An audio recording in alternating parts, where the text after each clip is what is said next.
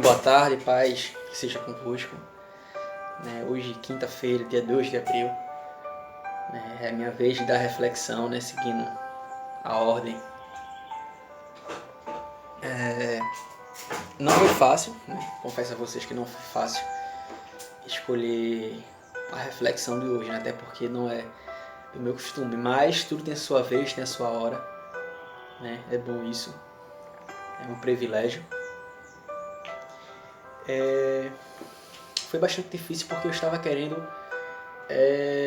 trazer algo bem atual, onde me veio a vontade, o desejo no meu coração, falar um pouco sobre, trazer o livro de Joel, falar um pouco sobre o livro de Joel, que Joel ele marca, ele narra um acontecimento, uma fase que Israel passou, que é bem similar ao que estamos passando hoje, com essa tensão mundial devido, eu não vou falar o nome dessa doença, mas devido a um vírus, um micro-organismo que até então muitas pessoas estavam despercebidas, mas devido a um vírus ele praticamente parou a economia e está trazendo caos para o mundo. Amém? Iremos ler o capítulo 1, não todo, alguns trechos do capítulo 1 e do capítulo 2, para não ficar muito cansativo, bastante extenso e cansativo. Amém? Até porque meu celular não tem bastante de memória para preservar um pouco. Amém? O capítulo 1 ele narra um pouco sobre o juízo de Deus, sobre a nação de Israel. Já o capítulo 2 ele vai falar sobre um pouco sobre a misericórdia de Deus que ele tem com o homem. Amém? E já o capítulo 3, que eu não vou ler, eu indico a todos dar uma analisada, uma lida em casa, que fala sobre o julgamento de Deus contra as nações, os inimigos de Israel. E ao mesmo tempo ele dá uma visão futurística de quando Cristo ele for descer para implantar o seu reino milenar aqui na terra. Amém? Vamos lá. Capítulo 1 de Joel, a partir do versículo 1 que fala: a palavra do Senhor que veio a Joel, filho de Petuel. Ouçam isto, anciões, escutem todos os habitantes do país. Já aconteceu algo assim nos seus dias? Ou nos dias dos seus antepassados? Contem aos seus filhos o que aconteceu, e ele aos seus netos, e os seus netos à geração seguinte. O que o gafanhoto cortador deixou, o gafanhoto peregrino comeu. E o que o gafanhoto peregrino deixou, o gafanhoto devastador comeu. E o que o gafanhoto devastador deixou, o gafanhoto devorador comeu. Acordem, bêbados, e chorem. Lamentem-se todos vocês, bebedores de vinho. Gritem por causa do vinho novo, pois ele foi tirado dos seus lábios. Uma nação poderosa e inumerável invadiu a minha terra. Seus dentes são dentes de leão, suas presas são de leoa. Arrasou as minhas videiras e arruinou a minha figueira, e arrancou-lhes a casca e derrubou. Pulando para o capítulo 11, fala: desesperem-se, agricultores, chorem, produtores de vinhos, fiquem aflitos pelo trigo e pela cevada, porque a colheita foi destruída. Amém? Vimos um trecho do primeiro, e pulamos imediatamente para o versículo 11, para não ficar muito extenso. E o capítulo 2 vai falar um pouco sobre a misericórdia de Deus. Vou ler um trecho aqui no versículo 18, que fala: então o Senhor mostrou zelo por sua terra, e teve piedade do seu povo. O Senhor respondeu ao seu povo: estou lhes enviando trigo, vinho novo e azeite o bastante, para satisfazê-los plenamente.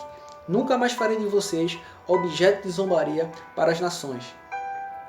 Levarei o invasor que vem do norte para longe de vocês, empurrando-o para a terra seca e estéril, e a vanguarda para o mar oriental.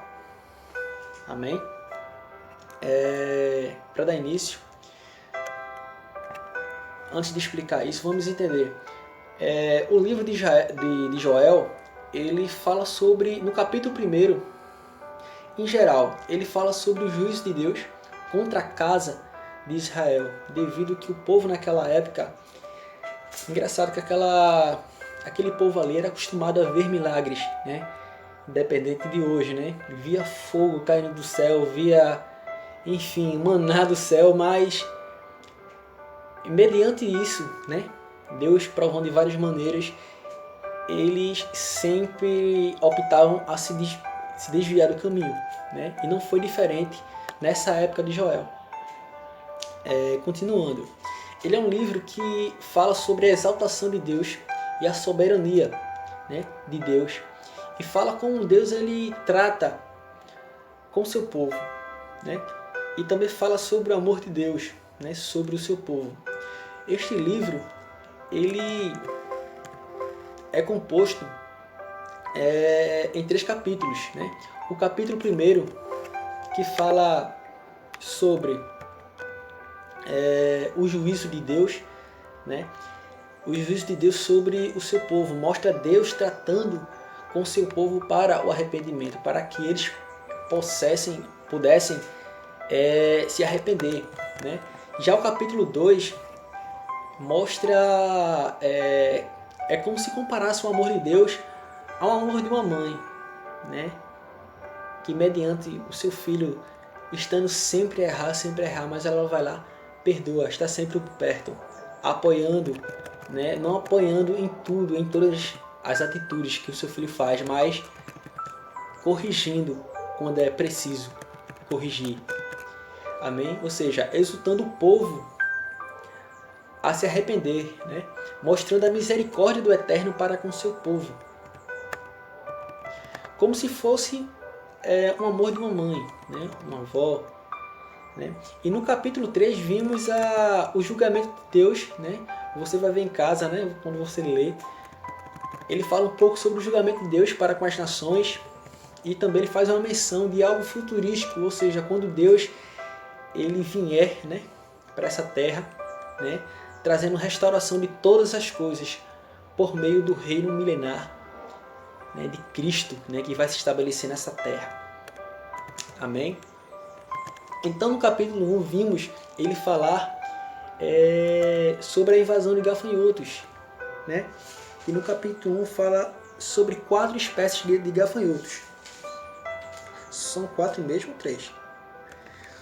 Ou seja, ele fala do gafanhoto cortador, do gafanhoto peregrino, gafanhoto devastador e o devorador, né, ou destruidor. Algumas menções falam sobre o gafanhoto destruidor, que eram 4 espécies de gafanhotos, que naquela época,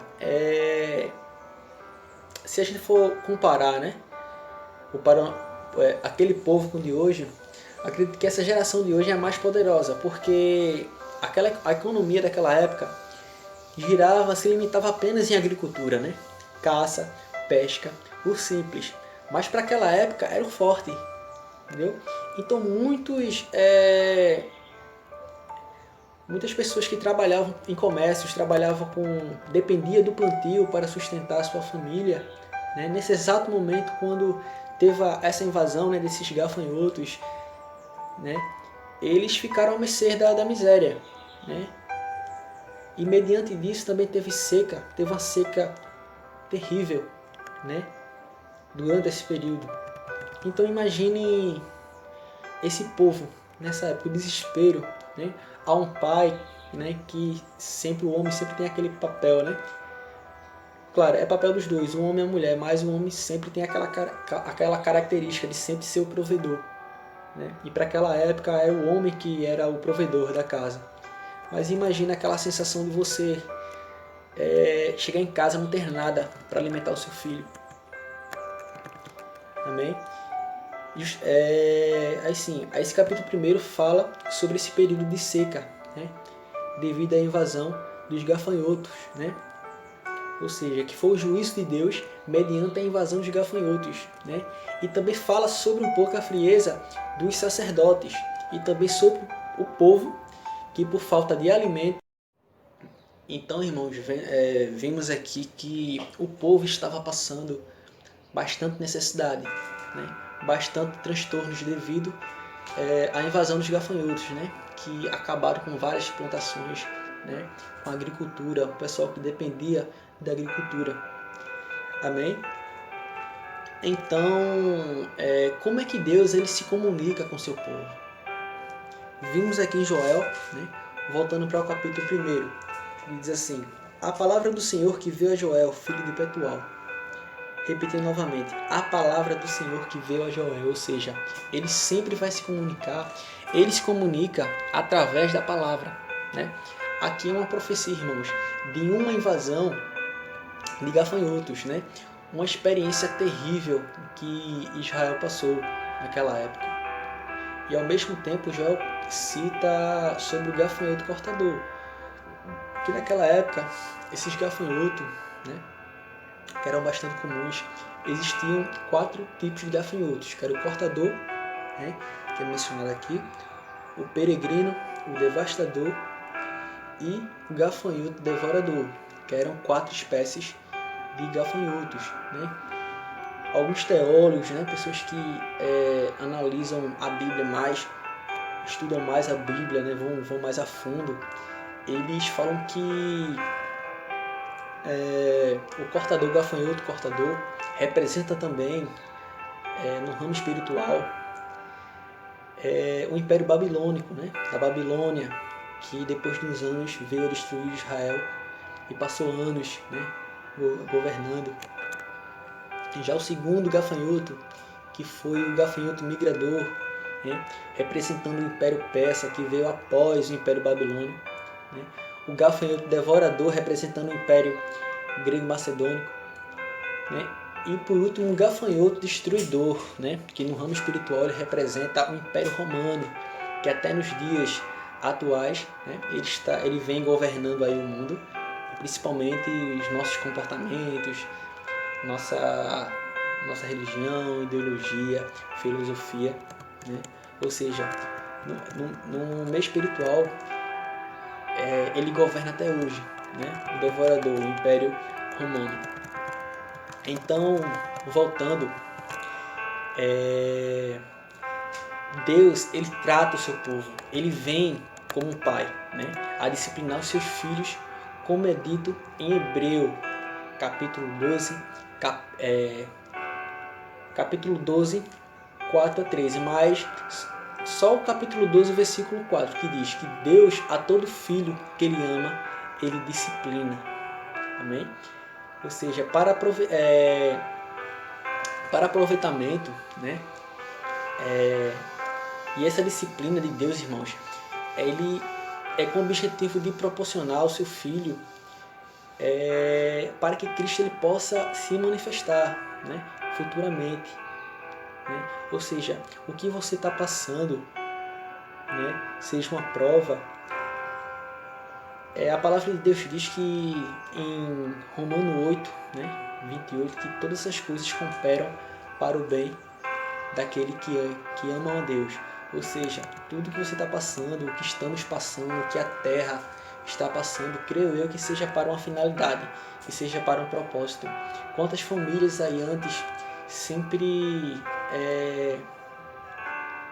se justificavam, né, dizendo que não tinha tempo para o seu filho devido ao trabalho, não tinha tempo para isso, não tem tempo para aquilo, mas hoje, né, está tendo tempo para suficiente, né, mas acredite que o propósito de Deus para com o povo, para a nação naquela época e para conosco, seja mais a fundo, entendeu?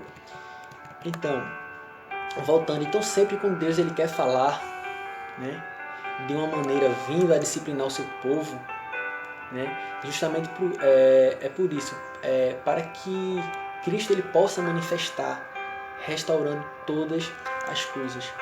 Amém? Então vemos Deus de uma maneira vindo a disciplinar o seu povo, porque o povo não estava vendo Deus, né?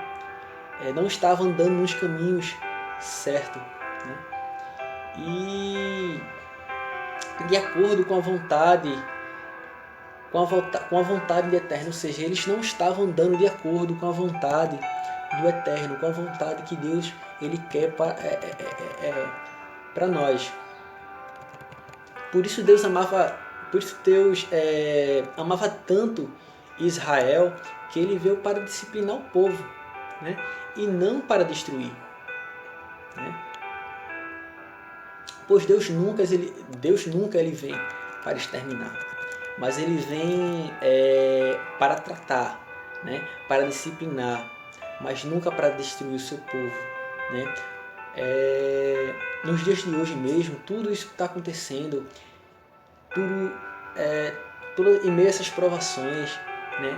Deus ele nunca vai vir como embora que com Deus ele nunca, ninguém zomba de Deus, não pode zombar de Deus, mas assim, Deus nunca ele vai vir para destruir, castigar, mas o castigo dele é um castigo amoroso. Ele vem para disciplinar todas as coisas, para disciplinar, mas nunca para destruir o seu povo. Ele vem para tratar, né? Vimos aqui no livro também várias menções que fala sobre o dia do Senhor. O dia do Senhor ele é mencionado várias vezes no livro de Joel. Porque esse dia do Senhor, né, ele menciona o julgamento, né, em Israel, com a destruição dos gafanhotos, através dos gafanhotos causado naquele tempo. E também representa o dia em que o nosso Pai, Cristo, né, o Eterno, ele vai vir para essa terra, né, julgar todos, né, e implantar o seu reino, né, milenar, né, que é o reino de Cristo, né? Então no capítulo 1 vimos o julgamento e no capítulo 2 iremos ver a redenção, ou seja, vemos a misericórdia de Deus, o amor de Deus como o amor de uma mãe, né? A misericórdia do Eterno para com o seu povo. Vemos aqui a necessidade, nesse versículo que eu citei, né? Vemos a necessidade de Deus com o povo, né? Para que eles pudessem se converter.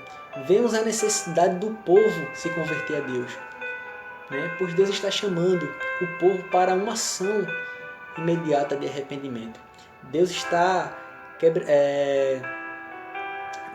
chamando, né, o povo para se arrepender, né, para se quebrantar, né,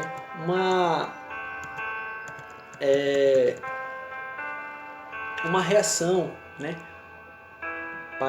ele causou uma reação para que o povo pudesse demonstrar arrependimento, pois o povo estava vivendo uma vida de aparência, uma vida que preocupava mais com religião, de religiosidade, e não com Cristo em si, né? E não com a vontade do Pai, mas com suas próprias concupiscências, com suas próprias vontades, né? E hoje em dia, né, por isso eu escolhi esse livro, porque hoje em dia não é diferente, né? Hoje em dia o povo também tem se esquecido dos ensinamentos de Cristo, né? E se preocupado mais com religiosidade, né? Com as distrações, né? que o mundo oferece, né? E também com liturgia, se esquecendo da pessoa de Cristo, né? Da imagem que Cristo é, que Ele foi, que Ele é, né? Pois Ele é o centro de tudo, né? Tudo que Ele quer, irmão, é tratar o nosso interior, né? Ele quer ir lá dentro da raiz e quer nos tratar. Ele não quer te castigar, Ele não quer me castigar, mas Ele quer nos tratar. Ele quer nos disciplinar, porque Ele é Pai e Ele ama, né? Continuando, que Deus ele não se agrada de liturgias, né? Religiosidade, pois Ele quer realidade, né? Ele quer quebrantamento, Ele não quer aquela vida de quatro paredes, Ele não quer teatro, mas Ele quer algo puro, algo real, quebrantamento, né? Por isso vemos a misericórdia de Deus com todos nós, chamando o povo a se arrepender, porque se nós nos arrependermos, Ele não irá aplicar esse juízo sobre nós. Amém? Então encerro a minha palavra e a lição que eu deixo para todos vocês, né, que eu amo de coração, é que Deus ele nunca vai vir para exterminar. Ele nunca vai te castigar, mas Ele vai te disciplinar. Enquanto você estiver andando, né, por um caminho reverso que Ele proporcionou para todo ser humano, Ele vai te puxar, né? Mas justamente para uma finalidade, mas para te disciplinar e te trazer para perto dele, porque Ele nos criou para justamente isso, para ser criado um elo, né, de ligação entre o homem e a soberania, né, entre o homem e Deus. Amém?